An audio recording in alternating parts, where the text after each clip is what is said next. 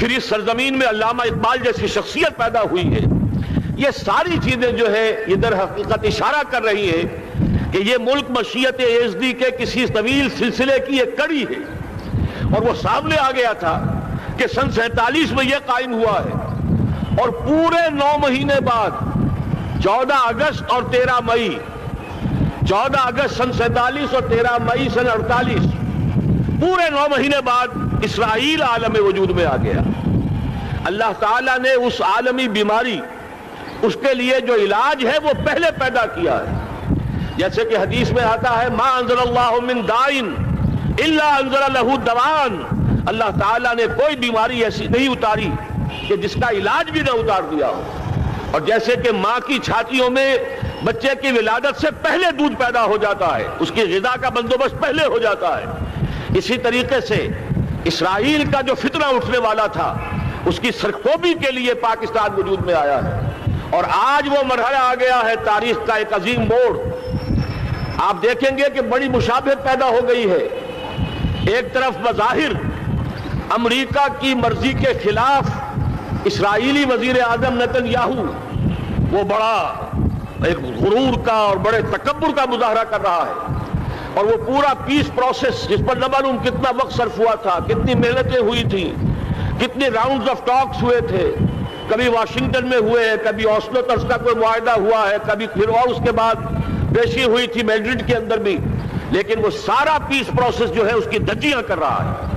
وہ وقت بالکل قریب نظر آ رہا ہے کہ یروشلم کے مسئلے پر وہاں بٹھی دہک اٹھے گی.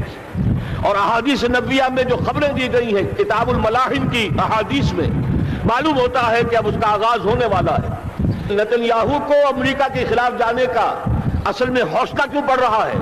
اس لیے کہ اسے معلوم ہے کہ فرنگ کی رگیں جہاں پنجہ یہود میں ہے، چاہے کلنٹن ہو یا کلنٹن کا باپ ہو، یہودی لابی وہاں کی اتنی مضبوط ہے، کانگریس میں اور سینٹ میں ان کا اتنا اثر ہے کہ کوئی بھی وہاں شخص بڑے سے بڑا طاقتور اور بڑے سے بڑا اختیارات کا حامل اسرائیل کی مرضی کے خلاف نہیں جا سکتا. یہی معاملہ یہاں نظر آ رہا ہے. بظاہر تو ناراضگی کا اظہار ہوا ہے، لیکن یہ بات اب تو کھلتی چلی جا رہی ہے. حقیقت یہ ہے کہ یہود اور ہنود کا بڑا گہرا لنک قائم ہو چکا ہے، اور یہ بھٹیاں اب دونوں طرف دہکیں گی. میں اس سے پہلے بارہا کہہ چکا ہوں ملت اسلامیہ تقریباً 150 کروڑ افراد پر مشتمل ہے، لیکن اس میں سے تقریباً 20 کروڑ عرب ہیں. ان کو اللہ نے خصوصی فضیلت دی تھی. یہ تھے کہ جن کی زبان میں قرآن نازل ہوا، خود محمد عربی صلی اللہ علیہ وسلم عرب تھے، انہیں جو فضیلت عطا کی تھی. لیکن بدقسمتی سے اس دور میں آ کر بھی انہوں نے آزادی حاصل کرنے کے بعد بھی اپنا قبلہ درست نہیں کیا. کسی نے ماسکو کی طرف رخ کیا، کسی نے واشنگٹن کا رخ کیا، اللہ اور اس کے رسول کی طرف رخ نہیں ہوا. واقعہ یہ ہے کہ مجرم ہیں. دوسرے بڑے مجرم 150 کروڑ میں سے 10% یہ 15 کروڑ مسلمان ہیں. حالیہ جو سینسس ہمارا ہوا ہے اس کے بعد اندازہ ہو رہا ہے کہ یہاں کی آبادی 15 کروڑ ہو چکی ہے. 10% امت مسلمہ کا مسلمانہ نے پاکستان ہے، اور یہ اس اعتبار سے کہ اسلام کے نام پر ملک بنا کر نصف صدی گزار چکے، لیکن یہاں پر اسلام کا بول بالا نہیں ہوا، کتاب و سنت کی بالادستی کر اعلان نہیں ہوا. دستور میں ساری اسلامی دفعات موجود، لیکن اس کے ساتھ ہی ایسے خلا موجود، چور دروازے موجود کہ کوئی دفعہ بھی مؤثر نہیں ہے. یہ منافقت کا پلندہ لے کر ہم چل رہے ہیں اس دستور کو، اس دستور مملکت پاکستان کو. لہذا واقعہ یہ ہے کہ یہ بھٹی جو ہے ہماری آزمائش کے لیے آگ آد ابراہیم ہے، نمرود ہے. کیا کسی کو پھر کسی کا امتحان مقصود ہے؟ اس لیے میں نے وہ آیت بھی آپ کو سنائی وَلَنَبْلُوَنَّكُمْ بِشَيْءٍ مِّنَ الْخَوْفِ وَالْجُوعِ. آج کی صورتحال پر غور کیجئے، کس درجے یہ الفاظ ہمارے جو ہے وہ ثابت ہو رہے ہیں اور جس اپلائی ہو رہے ہیں. ایک خطرہ پیدا ہو چکا ہے. واقعہ یہ ہے کہ کوئی کرائسس ہو، کوئی خطرہ ہو، کوئی اندیشہ ہو تو قوم جاگ جایا کرتی ہے. اور اس کے بعد حقیقت یہ ہے اگر ہم نے جرأت کر لی، اور مجھے یقین ہے کہ ہو جائے گا، کچھ لیت و لال ہے، کچھ تاخیر ہے، حکومت کے کچھ اعلانات دو طرفہ سے بھی آ جاتے ہیں، لیکن مجھے یقین ہے یہ دھماکہ ہوگا. یہ مشیت یزدی ہے، یہ شدنی امر ہے، یہ ہوگا. اور اس کے بعد یقیناً اس آیت مبارکہ کا دوسرا لفظ ہم پر منطبق ہوگا وَلَنَبْلُوَنَّكُمْ بِشَيْءٍ مِّنَ الْخَوْفِ وَالْجُوعِ، یہاں دوسرا لفظ بھوک کا لفظ ہے. ہم پر سختیاں آئیں گی یقیناً. الکفر ملت واحدہ، پوری دنیا امریکہ کی زیر سرپرستی ہمارے خلاف کھڑی ہوگی، ہمارے اوپر پابندیاں لگیں گی، لیکن شاید ہمارے جذبہ ایمانی کو بیدار کرنے کے لیے اللہ تعالیٰ اسی کو ذریعہ بنا دے، اور پھر اس کے ذریعے سے پورے عالم اسلام میں عوامی سطح پر جو ہمدردی پیدا ہوگی پاکستان کے ساتھ، اس کے آثار شروع ہو گئے ہیں. کبھی قطر کی طرف سے خبر آ رہی ہے، کبھی الاحرام کا جو ہے وہاں بات سامنے آ رہی ہے. معلوم ہو رہا ہے کہ جو بھی پبلک اوپینین ہے پورے عالم اسلام میں، اس کی وجہ کیا ہے؟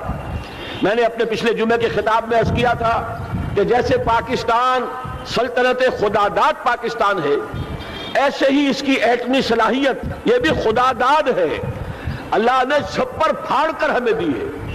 ایسا نہیں تھا کہ ہم نے لیبارٹریاں بنائی ہو، ہمارے سینکڑوں اور ہزاروں سائنسدان ریسرچ میں لگے ہوئے ہوں. نہیں، اچانک اللہ تعالیٰ کی طرف سے ہمیں ایک نعمت غیر مترقبہ عطا ہو گئی ڈاکٹر عبدالقدیر کی شکل میں.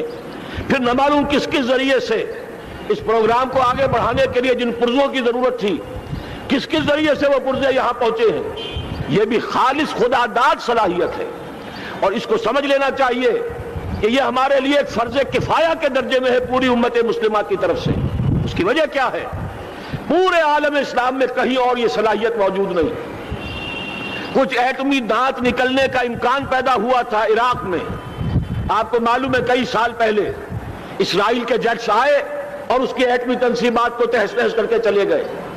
اس کے بعد جو کچھ ہوا ہے خلیج کی جنگ میں، اس کا اگلا پچھلا کھایا پیا سارا اگلوا دیا، اور اس کے لیے جو پابندیاں ہیں شدید سے شدید تر ابھی تک چلی آ رہی ہیں. تو اچھی طرح سمجھ لیجئے کہ پورے عالم اسلام میں صرف ایک پاکستان ہے. پوری دنیا میں صرف ایک ملک ہے جو اسلام کے نام پر بنا. پورے عالم اسلام میں صرف ایک ملک ہے جس کے پاس ایٹمی استعداد ہے. ان دونوں چیزوں کو سامنے رکھیے تو پھر مشیت ازدی میں مختلف چیزیں جو اللہ تعالیٰ کی اس تدبیر کے اندر موجود ہے، اس کی کچھ نہ کچھ کڑیاں جو ہے ملتی نظر آتی ہیں. لہذا اگر یہ معاملہ ہو جاتا ہے تو یقیناً اگرچہ سختی آئے گی، وَلَنَبْلُوَنَّكُمْ بِشَيْءٍ مِّنَ الْخَوْفِ وَالْجُوعِ، لیکن ایک تو یہ کہ اس قوم کے اندر سے انشاءاللہ جذبہ ایمانی برآمد ہوگا، اس قوم کے اندر سے ایثار و قربانی کے جذبات برآمد ہوں گے، پورے عالم اسلام کی اخلاقی سپورٹ اسے حاصل ہوگی. اور میں یہ سمجھتا ہوں کہ جیسے نوائے وقت نے بھی بہت اچھا کیا، کل یا پرسوں کے اپنے جو سر وقت پر وہ احادیث شائع کر دی ہیں، جن میں سے دوسری حدیث بڑی معنی خیز ہے.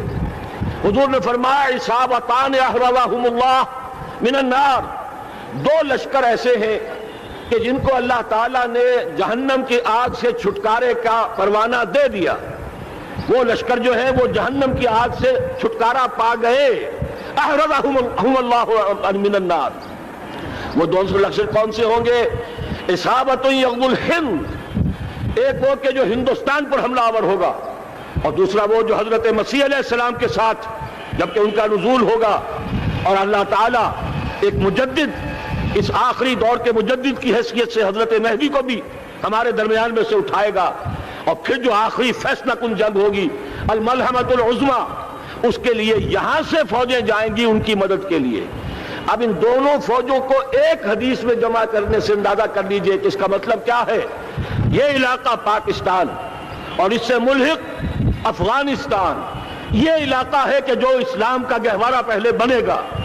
یہاں سے فوجیں جائیں گی، اور دائیں بھی اور بائیں بھی، مشرق میں بھی اور مغرب میں بھی، اور یہیں سے انشاءاللہ تعالی اسلام کا جو عالمی غلبے کا جو وعدہ ہے اللہ کا، یہ خبر دی ہے محمد رسول اللہ صلی اللہ علیہ وسلم نے، لا يبقى على الارض بیت وبر ولا مدر الا ادخلہ اللہ کلمۃ الاسلام. اس روئے ارضی پر کوئی گھر بچے گا نہ خیمہ بچے گا جس میں اللہ تعالیٰ کلمہ اسلام کو داخل نہ کر دے. وہ حدیث کے جس کے بارے میں فرمایا گیا، حضور نے ارشاد فرمایا، حضرت ثوبان سے روایت ہے کہ اللہ تعالیٰ نے میرے لیے ساری زمین کو سمیٹ دیا. ان اللہ زوالی الارض فرأیت مشارقہا و مغاربہا، میں نے اس زمین کے سارے مشرق دیکھ لیے، سارے مغرب دیکھ لیے، لیکن یہ جان لو ان امتی سیبلغ ملکہا ما ذرئ لی منہا، میری امت کی حکومت ان تمام علاقوں پر قائم ہو کر رہے گی جو پوری زمین کو لپیٹ کر مجھے دکھا دیے گئے. یہ وعدہ پورا ہونا ہے، اور اس وعدے کا نقطۂ آغاز یہی سرزمین، اور جیسا کہ ہمیں افغانستان میں آثار نظر آ رہے ہیں، ایک خالص دینی مذہبی حکومت قائم ہو چکی ہے، افغانستان کا 80% علاقہ امن کا گہوارہ بن چکا، علماء کی وہاں قیادت ہے اور حکومت ہے۔ یہ پاکستان اور افغانستان مل کر، جیسا کہ آپ کو یاد ہوگا میں نے جب تجویز پیش کی تھی کہ حکومت پاکستان فوراً تسلیم کرے طالبان کو، اللہ کا شکر ہے، میں یہ نہیں کہتا کہ میرے کہنے کی وجہ سے ہوا، لیکن بہرحال اللہ کا فضل ہوا کہ چند دن کے بعد ہی حکومت پاکستان نے تسلیم کر لیا طالبان کی حکومت کو۔ میری دوسری تجویز ابھی پینڈنگ ہے، پاکستان اور افغانستان کا کے درمیان کانفیڈریشن قائم کیا جائے، یہ ملک دونوں مل کر واقعتاً کہ ایک نے واقعتاً